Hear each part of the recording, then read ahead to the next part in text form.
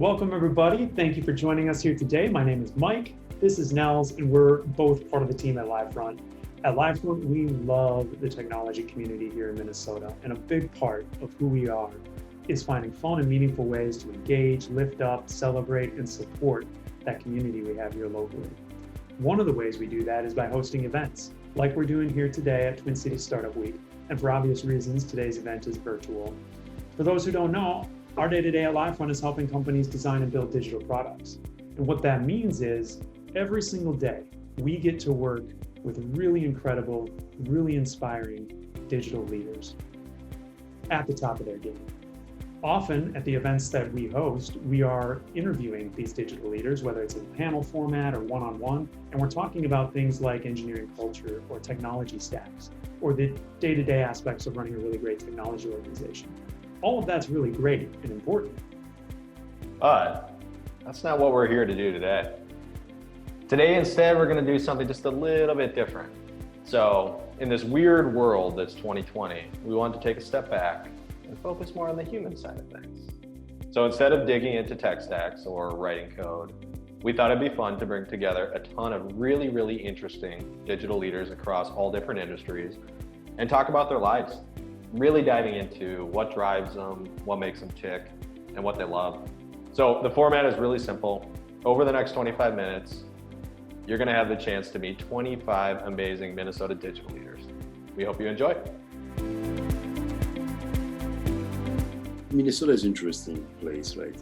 A lot of very smart people, right? A lot of Fortune 100 companies here. So it really, it is the place to be. We live in Minneapolis, right? So we're in Minneapolis in the city. And I love Minnesota bike paths, cross-country skiing, all of the seasons that it offers us, and living in the city, we can take advantage of that. I love how Minnesota flies under the radar. I love that it's this great place for technology and nobody knows about it. And there's, and so it's very understated and I love that. It surprises people a lot. It surprises me a lot. I'm a good Minnesotan, so I'd love to say my family, but I realized yesterday that my favorite word is snow. So I'm gonna say I love the snow and I can't wait for it to start. I love the weather. I love the winter, actually. I love the winter a lot. I recently became in the last 5 years, a big winter sports guy. I love going outside and feeling like you're crushing the winter. Nothing better than a Saturday morning run where you finish the run and you're like, yeah, I got that done. And winter has got nothing on me. I love that 9:30 p.m. on a summer night on the lake when it's just glass and it's ready to be skied on, that moment before sun goes down. So that's probably my favorite thing about Minnesota nights.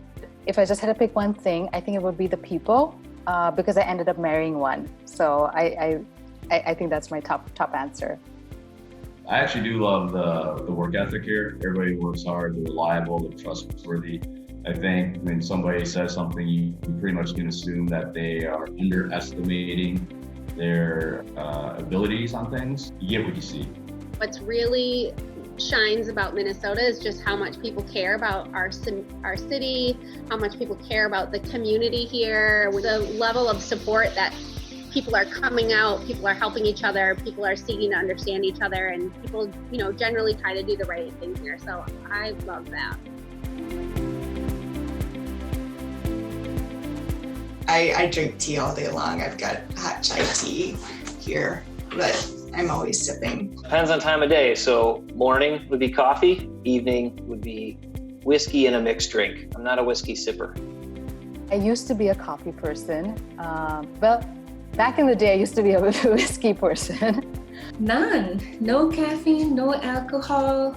I am kind of a milk person, so I drink milk. I like to put the whiskey into my coffee. My daughters offered me an espresso machine for Father's Day this year. And it's the greatest gift. Why isn't craft beer on this list is what I want to know. I love craft beer. I love the experimentation of it. So in Asia, we would mix coffee and tea. It sounds kind of funny, but the Malaysian folks call it kopi cham. Coffee. Coffee in the morning, followed by Japanese whiskey at night. Coffee. All day, every day coffee. I have different Starbucks orders based on the outside temperature in Fahrenheit. I drink the Indian chai, which is different. It's like milk and tea. And then, of course, if it's the evening time, especially if it is snowing outside and you've got a fireplace on, nothing like a scotch. Well, I really want to be a whiskey person, but, as I've gotten older or maybe wiser, I'm not sure, whiskey actually makes me sleepy. I bag groceries at the local grocery store where I grew up, and man, I love bagging groceries. There's an art to it, and every time I go to the grocery store and somebody else is bagging the groceries, I just sit there and I'm so, it's everything I can do not to say, hey, you're not doing that right, you should do it differently. I got a job at the local Dairy Queen, and I only got it because my mom went through the drive-through on a daily basis and was known as the hamburger lady. So I wrote on my application that my mom was the hamburger lady and they hired me. Cleaning. I cleaned my dad's manufacturing company. There was about 100 dudes working in a manufacturing plant, and there was one bathroom with 2 stalls and 2 urinals, and you can imagine the fun that was every day in the summers. First job once I was 16 and had a license is I was a waitress at Happy Chef in Rogers. And you'd have to be old enough to remember, but these Happy Chefs used to have a giant Happy Chef statue outside of them, and you could push the button and it would talk to you as you came in. First job, I worked in a ski shop for 3 days until the owner figured out that adults weren't going to buy skis from a teenager. In high school, I worked for a call center for Sears Credit, taking applications for Sears credit cards, and then I was later promoted to the escalations team, where if you get declined for a Sears card, you talk to that person to complain. My first real job was in a call center, and I was calling people to see if they would like to buy insurance. And it was probably the best job I ever had, because if you can work in that environment and it's challenging, you can do pretty much anything. Restaurants. I grew up in Door County, so it's full of restaurants and tourist destinations. So the first one, it wasn't the first one, but one of the first ones was a Swedish restaurant. The logs were brought over from Sweden. It had a grass roof and there were goats grazing on the roof, and you sit inside and eat pancakes. I'm always cold when I go to bed because it's Minnesota and it's cold and drafty, and I'm in an old home, so I have an electric blanket with a smart plug, and it's always hot and toasty, and when I get in bed and it turns off an hour later, and that's my favorite. Noise canceling headphones. When you have 3 dogs, sometimes you just need to escape. I really love my Apple Watch. I will say is my Apple Watch. My least favorite one is my Apple Watch, because it's no other device I've ever felt like I was a slave to. I started getting the steps. I started getting addicted to making sure that burn enough calories in a day. And then I realized I was waking up and this little thing on my wrist was controlling my life. So I stopped wearing it. The Echo, when it came out from Amazon, and test it, and we now have them throughout our house so that we use them as intercoms, we use them for shopping lists, we use them for timers, the weather, you name it. I often am in my car thinking I could say, Alexa, what's the weather today? The Sonos, right? I discovered Sonos because I was looking for a way to have speakers all over the house. And so I got Sonos from Best Buy. That's like asking a baker what's their favorite ingredient, right? The most necessary piece of technology that I have is connection to a network. And I think all of us have experienced that in COVID, right? It's the most important thing. I can do anything as long as I've got connectivity. I'm super into Simpsons. I'm not in my Simpsons room right now, but I had painted an entire room Simpsons yellow and put all my action figures and all of my memorabilia up. And then I had a daughter, so that kind of ruined that. That turned into the nursery. Bringing a smile to people's faces and being that guy who just says a one-liner or a sarcastic comment that can lighten the mood and make people laugh, especially during a stressful, unprecedented time like we're in. I would describe myself as having this blend of art and science. You might be able to see I've got this iPad here, or the iPod original, and then this piece of art of this photography of Marilyn Monroe. I like building and tinkering. So I usually have a laundry list of personal projects that keeps me busy outside of work. Before it was just me, but nowadays, the kids are older, so they also help out on projects. Just this past summer, we built a pergola together. That was a lot of fun. I think family and faith, I think those are the two things that kind of guide our time. I mean, where you spend your time typically is a sign of who you are. And so, doing things for my family, for my kids in particular in this stage, but then also, grounding it in who we are and our faith and what we believe. They are really candid and in a wonderful way. They're super transparent. They say it like it is. Sometimes it's a little bit uncomfortable, but they are very candid. And as a result, we work really well together. And I think we move a lot faster. They're super tall. They can reach glasses that I can't reach. They deliver. Execution. They are extremely good at execution. Their optimistic attitude. My team has had a new leader coming in, almost a year ago now, and with all of her crazy ideas and big ideas about where we want to go, and they have been just phenomenal and just so optimistic and ready to jump on board and move forward, which has been fantastic. Humility, empathy, authenticity, relationship, and tenacity. Awesomeness. Total awesomeness. We kick butt in nicknames. They each have a different superpower. That's what I love. They're all really good at what they do, product and design, but they're not the same, and they each bring a superpower. I'd say the humility and the care for culture. Up and down our team, everyone is really invested to having the we call it courageous conversations and building a lot of trust in the team. And to me, it's just a lot of people that want to do good things and do it the right way. They're all amazingly good at what they do. And then the sum of those parts is just like this magical thing happening. My team is, they're all smarter than me. I've been lucky at Lifetime to have teams with a pretty diverse skill set and the patience to share what they know. And I certainly just selfishly have benefited from that. We're radically transparent. People will tell you when you've got spinach in your teeth, and that's really cool, because what we want to do is we're telling them not to criticize. We're telling it to be able to help us be better. It's the best team I've ever worked with, and I have people in Poland and Emmen and in the US, and what I love about them is they really do put the customer at the center.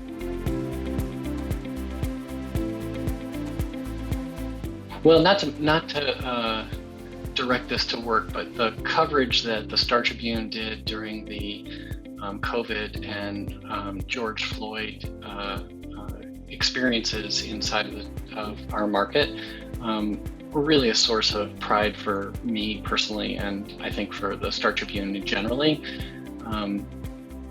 Being able to be part of the team that is providing real information to people in our market, and to my neighbors and to colleagues and friends, that really is something I'm very proud of. And it all happened with the disruption of everybody having to work from home, and yet we put out a paper and put out a website every day with incredibly high quality information. So that's probably the thing I'm most proud of since COVID.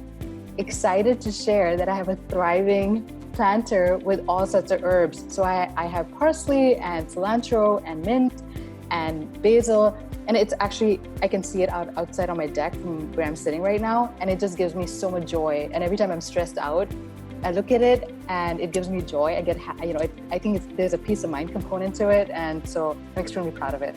Bonfires. So it's been great in our neighborhood and within the family to get together outdoors and kind of force us to take some time to relax and not be running the rat race of bringing kids from one sport to the next or one activity to the next, and actually having that time to sit back and just have quality time with family and friends. Our home addition remodel, pretty significant, so that at least half of our house was unavailable for nearly a year. And when COVID hit and we all had to work from home and homeschool, we still had a good 5-6 months of that to finish, and half our house was exposed, not insulated, no roof on it, plastic. So when I think about the year, we haven't adopted a hobby, but I think just us working together to survive everybody going home and working from home in the midst of your whole house being a bit torn up is an accomplishment and something I'm proud of. I never thought I would actually work from home. Like, I thought work from home is really, really hard because I'm a people person. I actually want to be, with people, having conversations with them, trying to understand what is really going on and helping them in like each and every capacity. And that was really hard. So, but again, I'll just say that, what I felt when we started working from home is so very different compared to how I feel about work from home right now. I think we all have adjusted to it. Technically for Target, it was an overnight shift, right? And I think we really adopted that well. Yeah, so I started to bike quite a bit. So my son is, I got a 1.5-year-old son, and in the morning, it's my job to entertain him. So we found out a way to kind of really do that by going for bike rides. So we have been going bike rides all around. I've actually found a lot of silver linings with the pandemic. For me, I've been really able to manage my work and family commitments in a much different way. I had a really long commute, and so having a lot more flexibility in my schedules allowed me to do a lot more.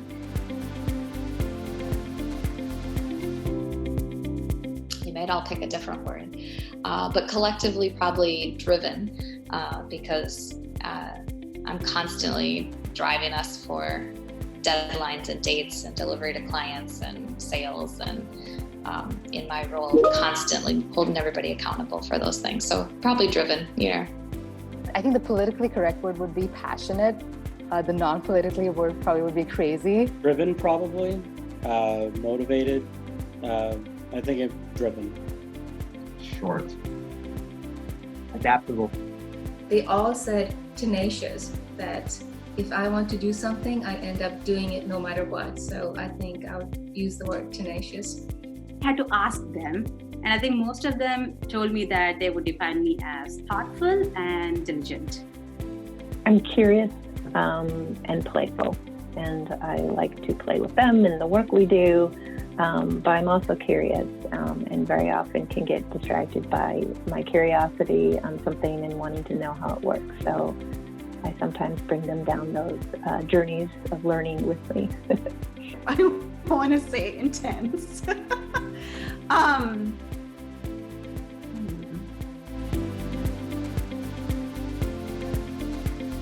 One of my biggest mentors is Anna Klombies. I don't know if you know Anna, but she worked at Market Watch and Big Charts, which is where I knew her originally from. She's been incredibly influential in helping me understand how to be a better manager, a better person. She's incredibly talented. She's a great listener. She's a great leader. And I think probably if you ask this question to, I can think of dozens of people who would put Anna on their list, if not at the top of their list. His name is Clark Porter. He has been my mentor for about 10 years now. So in this community, or in the industry that I'm in, he's actually known as the father of computer-based testing. He actually came up with the idea of how to move assessment from paper-based into digital. I will name one in the Minnesota tech community, and that's Mike Calvo. He's a city of SHIP now. He was my leader when he was directly associated with Target. So I kind of grew up as a leader under him, and I think I do have some of his influences in my leadership style.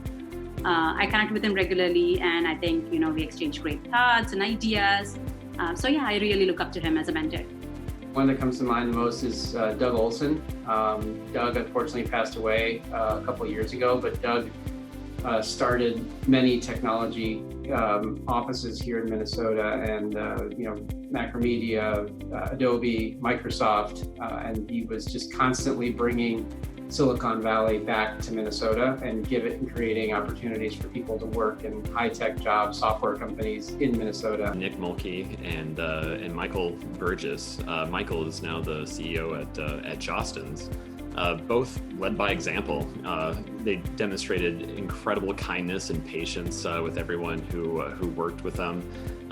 They stressed the importance of delegating to those that you trust and keeping that maniacal focus on the customer. So I try to emulate that in what I do every day.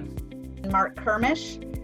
So I worked with Mark originally at Target, and throughout my time working for Mark or being a colleague with him out in industry, he's just been an incredible mentor to me, meeting with me over the years many times, helping me solve problems, helping me talk through different business and personal challenges, and just someone I really admire and someone who's been a great advocate for my career. Carol Lieben, and she was a strong leader, led a big organization of software engineers, gave me a start as first-time manager, kind of took me under her wing and just was a great mentor. And I think back to that often because I've tried to live up to kind of the example she set for me very, very early in my career. As Melissa Fleechek has been a really great mentor, former boss, really has helped me over the years just understand my strengths, but also understand the possibilities of what we can do with digital, how we can make things happen for the companies that we've worked for. I mean, the one thing about digital is every time someone uses a digital thing, they leave a mark about what they used. So you can get an enormous amount of information about how people use your stuff. And it makes it easier to listen and understand and make changes based on what consumers are doing, which is I think really interesting about digital in ways that non-digital things don't have. I love learning. So I love that there's always something new to learn. I love the growth in the industry. I love to see how everybody uses the digital experience and technology in different ways, and the way we can invent and create with the same set of tools. It's really reimagining what the art of possible is with digital. I love my job so much. I wake up every day so excited to do the job I get to do. I love my team. I love solving problems. I love seeing new technology in action. I love connecting the dots, and I love bringing business visions to technology reality. What is your favorite COVID snack? Since we're all just at home and eating all of our favorite snacks. And my favorite snack is homemade roasted beet hummus with radishes or Cheetos. Well, you never asked me about soccer. My favorite sport. So you need skills, you need prayer, you need, cult mentality, you need a lot of beer, right? So lots of fun. A lot of people, were talking about remote life, working in office versus, working remotely. And how does your day actually shift at the end of the day, right? You're just sitting in a room and then you walk out of this room and then you're suddenly dealing with your personal life. So a lot of people were asking me, how I cope up with that. And I told them I actually took evening naps for a few days. And that was my transition back from my professional life into my personal life. I thought that was an interesting one to share. Unique fact about myself. I have been to 49 of 50 states. I am currently seeking the right opportunity to visit Oklahoma. Inspires you to learn and hear the answer, especially when it comes to devices and digital and connectivity. The answer would have to be my children, because they are the classic digital natives that they get it.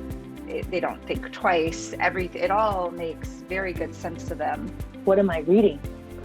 And I would answer it with, I'm kind of hooked on Design the Life You Love. I ran across this, and it's a designer who basically put her design methodology into helping people think through career or, schedules or whatever, but it's done through a lot of drawing and creating sort of sketches around it. And I like that because I'm not a really good sketcher and I sometimes have a hard time getting into sketching, and this book is really helping me get there. I wish you had asked me if I got a quarantine dog, because I did. And her name is Goose. And we are back. I hope you had just as much fun watching that as we did recording the interviews. You know, one thing to mention, as we spend time with these digital leaders, we started to see a few common themes that we thought we might want to call out. So first and foremost, a shocking number of people have dove headfirst into the hyper-competitive and a little bit dangerous world of sourdough bread baking. I have joined the ranks of COVID sourdough bakers. Most of my breads have not been Pinterest or Instagram worthy, but it has fattened my family up nonetheless. So that's been a ton of fun. I started making sourdough. So it seemed like everybody was making sourdough. And in March and April, I decided to make my own starter and experiment with a few methods to make kind of an everyday sandwich bread. And it kind of grew from there.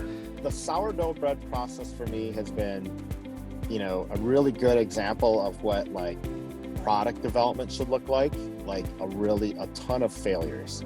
Another thing that stood out to us is that many folks love to exercise, be it hiking, biking, running. People just love to be active. But apparently we learned that if you are a runner, it turns out you're also an ambassador. And there's a decent shot that you have a brand of shoe that you absolutely love and cannot run without. Yeah, I'm an Adidas guy. I ran for many, many years in guides, in the Saucony guides, I think.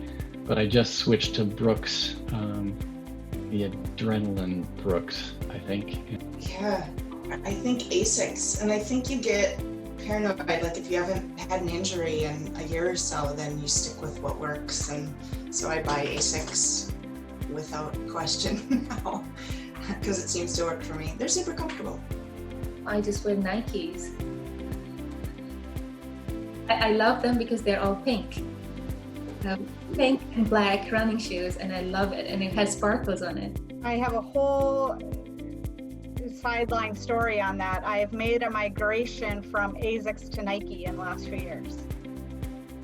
Last, and probably most important, we learned that technology leaders love being students. They love learning, and they're excited about the ever-changing world that's tech. And it's fun and exciting to see that everybody we talked to had a big smile on their face, and everybody was open to being just a little bit goofy with us throughout the process. So we're with you no matter what, all right? I love it. I love it. We got a line comment here. You still can see those comments. They're all cute because they got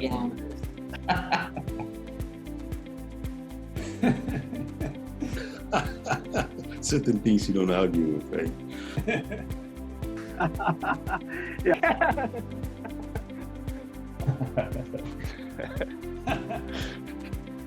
Yes, that's awesome.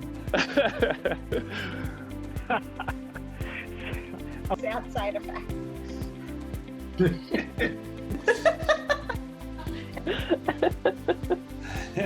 That's funny. This project was a ton of fun, and to all the digital leaders who we interviewed, we cannot thank you enough for making this possible. Another important thing, we want to thank all of you, the folks that are watching this video. Without your continued support, the tech community would not be what it is. Thank you for helping to make Minnesota awesome.